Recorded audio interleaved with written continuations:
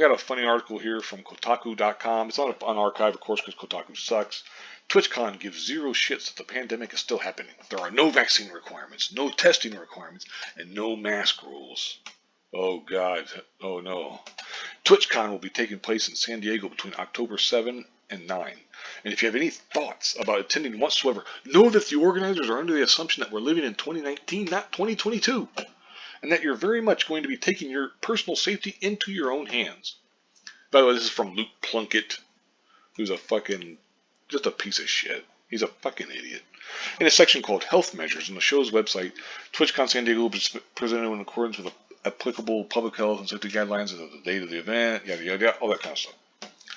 As it stands at the time of publishing, however, these measures are almost non-existent. Attendees won't have to be vaccinated, won't need to show test results, and won't even need to wear a mask.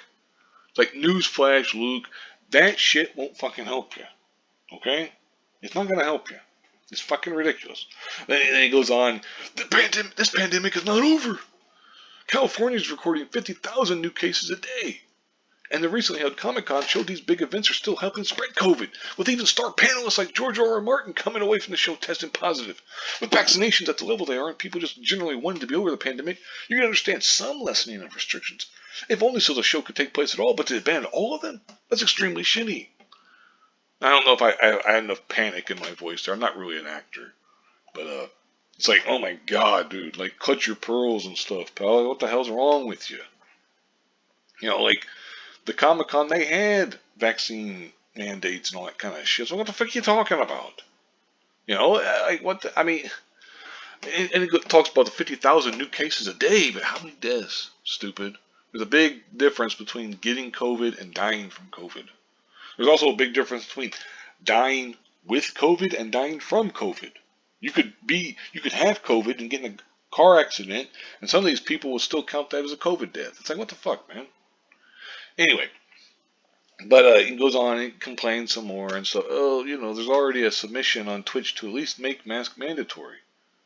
Otherwise, attending sure sounds like a risky idea. It's like, oh my God. If you're that fucking worried about it, then don't go, dude. Don't stop other people from being able to live their lives. That's the fucking problem. I mean, of course, that's the end of the article. I'll link this in the description box if you happen to want to read it for yourself, because I kind of glossed over pretty much everything. I mean, I went over the whole thing. It's a Kotaku article. They're not very, very long.